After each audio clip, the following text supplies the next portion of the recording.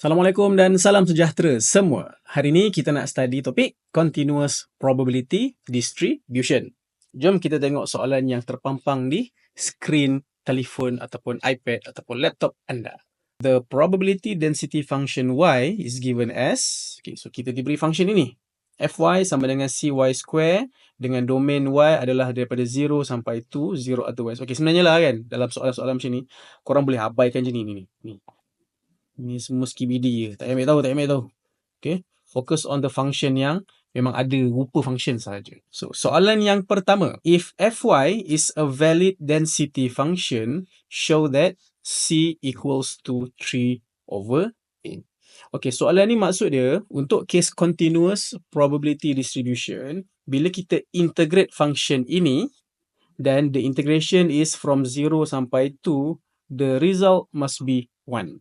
So, untuk soalan A, kita integrate function tersebut. So, kita ada the integration of cy square terhadap y dan value dia adalah from 0 sampai 2. Dan hasil dia adalah 1. So, style saya adalah saya suka keluarkan constant. So, saya akan keluarkan constant ke depan. So, kita ada c. Lepas tu kita ada 0, 2. And then kita ada y square dy sama dengan 1. So, C tu kalau nak bawa ke sebelah jadi 1/c siap-siap pun boleh. Kalau nak biar dulu pun boleh, tak ada masalah. Okay, so when we integrate y square, kita dapat apa?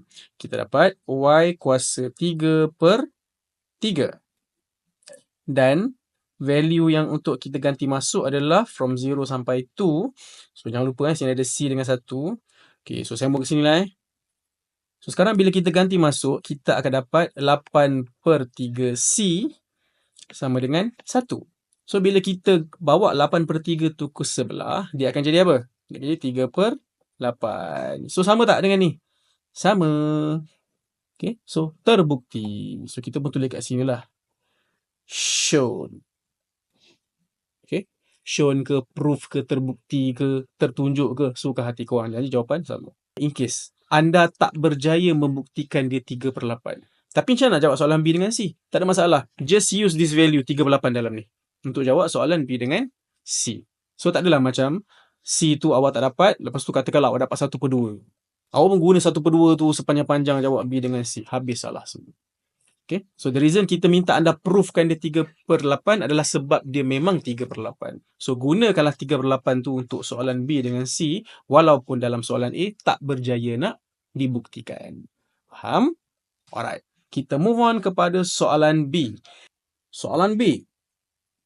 Find P x is larger than or equal to 1, less than or equal to 2. So, dekat sini cara dia mudah sahaja. Kita dah tahu C adalah 3/8. So, seperti yang saya ajar tadi, kita bawa constant keluar siap-siap. So, 3/8 di hadapan. Lepas tu, the integration of y square terhadap y dan nilai dia adalah from 1 until 2. Okay. Lepas tu dia akan jadi, kat bawah lah. Lepas tu dia akan jadi 3/8. Lepas tu the integration akan jadi y kuasa 3/3 kan. 3/3 ni, saya bawa per 3 tu kat luar siap-siap lah. So dia jadi 1/3 kat sini Okay. Lepas tu 1, 2. So 3 dengan 3 boleh cancel. Maka tinggallah 1/8. Lepas tu kita ada y kuasa 3 itu 2. Selesaikan je lah ni. So kita ada 1/8. Lepas tu untuk 2. So kita ada 2 kuasa 3. Lepas tu tolak 1 kuasa 3. So sebenarnya 8 tolak 1. So 8 tolak 1 dapat 7. Maka jawapan dia adalah 7/8. If you notice, the integration yang berlaku dalam proses continuous ni is very straightforward and very easy punya integration. But still, careless mistake can happen, so be careful. Alright, kita pergi kepada soalan yang agak killer sikit. Soalan C. So, soalan C, dia minta kita find the cumulative distribution function. Kita tulis dulu function tu. So, function tu kan sebenarnya adalah 3/8. Lepas tu, the integration of y square dy kan. Okay, ni saya nak ajar ni macam mana kita nak buat. Sekarang ni apa yang saya buat ni, kita salin sebiji dulu function tu. So, function tu adalah 3/8 y square. Saya bawa keluar 3/8. And then integration y square terhadap y. Anda pilih satu alphabet. Okay, kalau ikut dalam buku, biasa dia pakai M atau U.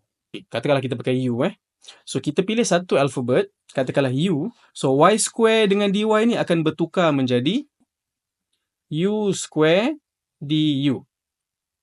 Okay. Kemudian integration tu, okay, asalnya integration tu adalah daripada 0 sampai 2. Okay. So asalnya 0 sampai 2 kat sini, saya tulis 0 sampai 2. So untuk kita mencari cumulative function ni, 0 iaitu nilai bawah tu kita kekalkan, tapi nilai kat atas tu kita gantikan dengan Y.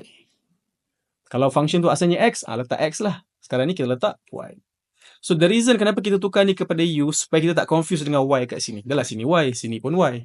Kan? So yang Y dekat sini adalah follow the original question. Kalau dia X, X lah. Dan yang Y square dy ni pula tukarlah kepada U ke M ke G ke, ikut suka korang lah. Janji alfabet tu kena dengan selera anda semua. So yang depan tu macam biasa kita ada 3/8. Lepas tu bila kita integrate, hasil integration kita tu mesti dalam bentuk function. Okay, dia bukannya nilai macam tadi, yang 7/8 ke apa ke, bukan dah. Okay, it must be in the form of function. So when we integrate this, kita akan dapat apa? Kan kita akan dapat 3/8. Lepas tu U square tu akan menyebabkan kita dapat 1/3. So cancel jadi 1/8 lah. Kemudian yang ini dia akan jadi U kuasa 3.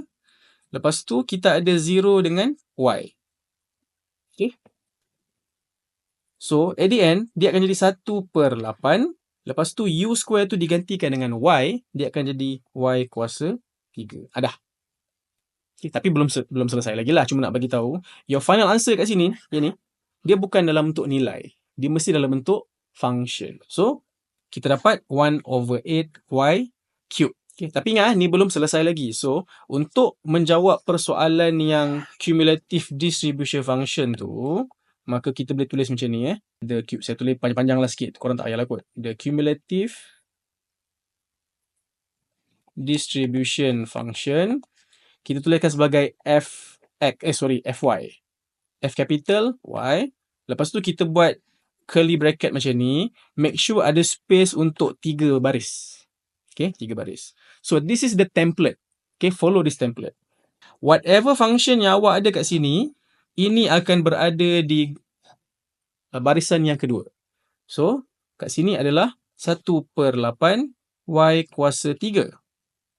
Kemudian, domain dia adalah ikut soalan asal. Soalan asal adalah daripada 0 sampai 2.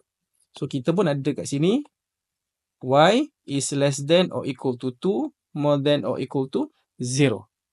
So, ni template. Follow je template macam ni. Okay. Function kat sini berada dekat baris nombor 2. Dengan domain dia pun adalah ikut soalan yang asal. Kemudian, dekat baris pertama dengan baris ketiga, isikan 0 dan 1. Again, this is template. Memang macam ni cara menjawab dia. Okay, 0, 1. Lepas dah isi 0, 1 pula, domain dekat sini mestilah selain daripada domain yang asalnya ni. Tengok ni, kita ada 0 sampai 2 kan. Yang untuk 0 ni, dia adalah yang sebelum 0. Manakala yang untuk 1 ni pula, dia selepas 2. Kita ambil yang ni, nilai ni 0 ni. Kan? Letak kat atas. Lepas tu ambil nilai 2 pun letak kat bawah pula. Okay. Ni, nampak ni. 0 ni pergi sini. 2 ni pergi sini. Lepas tu tuliskan Y dengan Y kat sini. So sekarang, kalau kita tengok kat sini, ini dah in between 0 sampai 2. So ini mestilah less than 0. Ini mestilah more than 2. Okay. Kiri, tengah, kanan. Macam tu. 0 sampai 2 kat tengah-tengah. So lepas tu 0 tu adalah yang sebelum 0. 1 tu adalah untuk selepas 2. Okay. Imagine number line. Dia tengah-tengah. Lepas tu selainnya adalah kiri dan kanan. So, kita ada dekat sini, Y is less than 0. Less than sahaja, tak ada equal. Sebab dah ada equal kat sini. Dan ni adalah Y more than 2. Inilah jawapan akhir untuk the cumulative distribution function. Boleh ke? Kalau tak boleh, rewind balik video ni, tengok balik. Sampai faham. Soalan saya ada sambungan tau. Hence, determine PY less than or equal to 1. Okay, saya nak bagi tu satu benda siap-siap. Kena faham. Saya highlight. Hence. Hence kat sini, maksudnya adalah kemudian atau seterusnya. Dia bermaksud, apa-apa soalan yang wujud selepas hence ni, mesti berpandukan arahan sebelum dia. Maknanya dekat sini, determine PY less than or equal to 1 ni, must be using this cumulative distribution function. Okay, just to be clear, kalau soalan tak ada hence, okay, saya letak kat sini terus lah. So, untuk mencari P, Y less than or equal to 1. Of course, awak boleh integrate je. Okay, awak pakai 0 sampai 1. Lepas tu kita ada 3/8 y square tadi kan, dy. Dan dapat jawapan. Okay, tetapi bukan ini yang kita nak. Sebab ada perkataan hence kat situ. Maknanya, to answer this, you must use this. You must use the cumulative distribution function. Maka yang sebenar-benarnya, okay, ini saya pangkah lah sebab dia salah. Ni salah. So yang betul dia apa? Yang betul dia adalah yang ini.